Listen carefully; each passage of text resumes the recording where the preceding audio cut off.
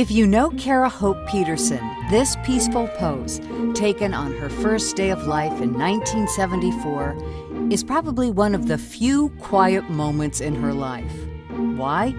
She was in intensive care for 11 days.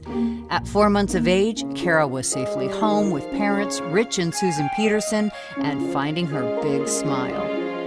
At 1 year, Kara is sporting a pretty good-sized forehead, no doubt the necessary housing for great intellect. In 1975, Dad got transferred to Chicago to teach ROTC for the Navy at the Illinois Institute of Technology. Kara has discovered snow and a great-looking pink snowsuit. By 1976, Kara has bangs covering her forehead, lives in a split-level house, and hosts tea parties for her dolls on the stairway. Then in 1978, something really cool happens. A real live doll comes home with Mom and Dad from the hospital, Brother Adam. The family also makes a move way west to California, where Kara loses a tooth and gains a pair of Mork and Mindy suspenders. If you don't know what that means, look it up on the internet. She also developed a love of soccer, a game she would be involved in through high school. In 1980, the Petersen family moved back east to Fairfax, Virginia, and poor Adam found himself still Kara's personal dress-up doll. Fairfax, by the way, is Kara's current territory. There weren't many kids in the neighborhood, so Kara and Adam staged shows for their parents in the basement. She was inspired by 2 cassettes. For you youngsters, you can look up cassettes on the internet as well, which contain the music to Annie and the movie Fame. Another internet search will show you the origins of this Halloween costume. Look up Rubik's Cube.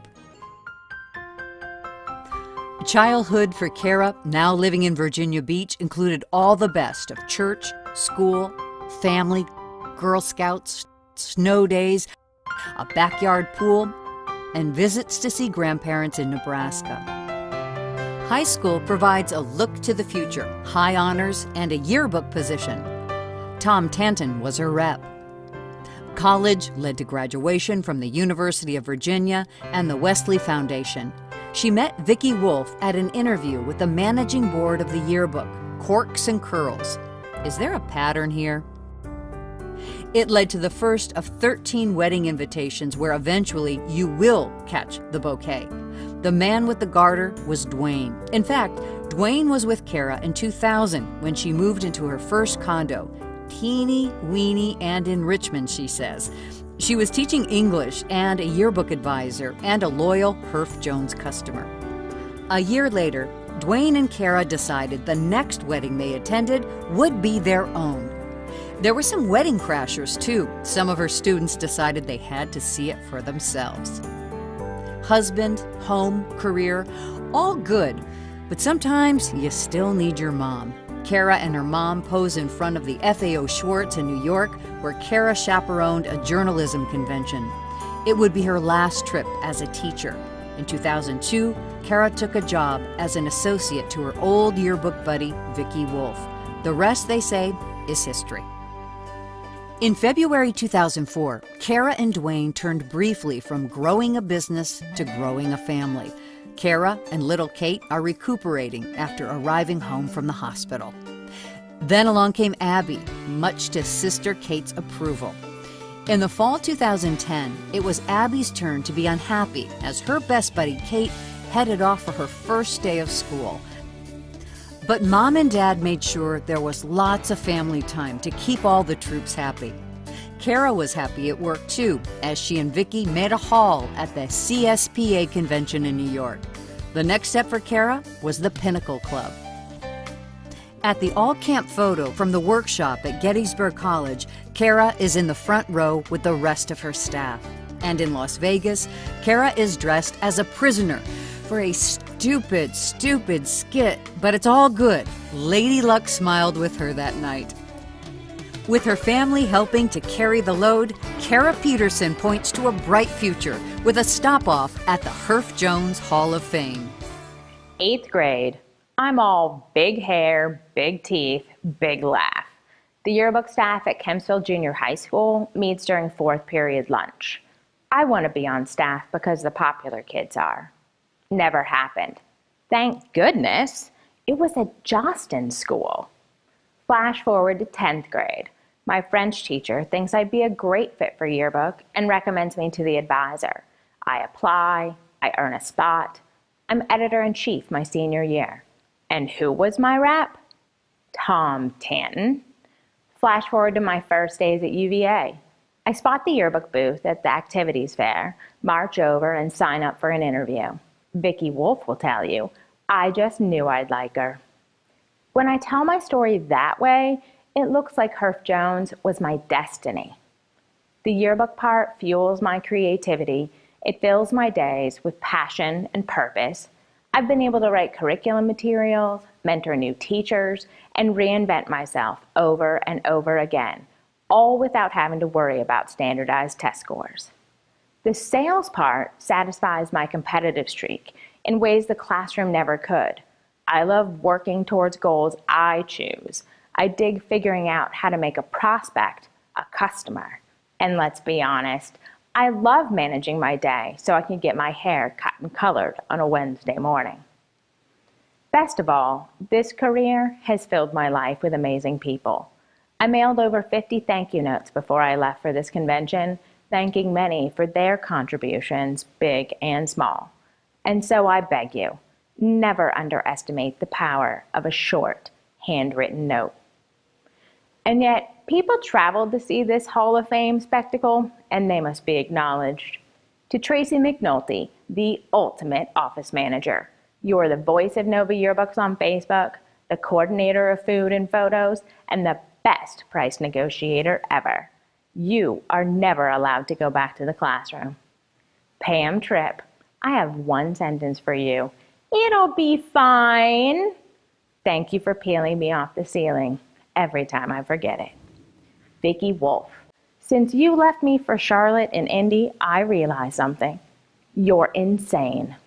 Having hired and trained a couple of associates, I now understand the risk you took, and it worked. Together, we grew the business by a lot, birthed 2 kids apiece, stayed married to our husbands, and we're still friends. We rock. To our fearless leader, Annette Rollison, in 2005, you took me to NASSP in San Francisco, and you changed the way I sell forever. I learned that investing time and money in relationships with principals pays off, because once you take a group of principals to a drag show, they'll be your customers forever. Seriously though, Annette, you've been my champion, even before I knew it. Thank you for your unwavering support. While I am indebted to my Herff Jones family, it's my actual family who enriches my life every day. To Val, you will drop everything to help a friend. People like that are rare in this world, and you're a gem. To Adam and Nicole, thank you for being here. We finally reached a point where the presence of those who show up will always outweigh the absence of those who don't. Mom, I could not have done it without you. Thank you for being the Nana. I'm so glad you bake cookies and make crafts and remember to take the girls for their haircuts. The girls think I'll be the Nana to their kids. I hope I live up to that high standard. To my husband, Dwayne, thank you for being my FedEx courier, my clean sticker, my envelope stuffer, and my 24/7 tech support. You are my gut check, even when you don't quite get what I'm talking about. Thank you for being my husband, my helpmate, and my best friend. I love you. To my daughters, Kate and Abby, you are intelligent, artistic, and funny with a refreshing grasp of irony. I know there are times when you wish I stayed at home. Every once in a while, when I'm really tired, I wish that too. But here's the deal, ladies. I love you and your dad, and I love what I do. And that's my dream for you. Fill your life with people who make you laugh and think and try new things. Find something you love to do, something that engages you heart and soul. When you have these things, your life will be full. In closing, I recognize my good fortune. I found Yearbook when I was 15, and it set me on this path. Editor, advisor, rep, Hall of Famer. Not that it's always been easy. There have been tears and panic attacks, risks, big and small. More than once, I've sat in a parking lot with my forehead on my steering wheel and prayed to God for wisdom and an extra helping of self-control. But I wouldn't change a thing. Thank you to Herff Jones for finding me and claiming me for its own. Thank you to all of you who make this a company and a brand I believe in. I look forward to where the next decade will take us.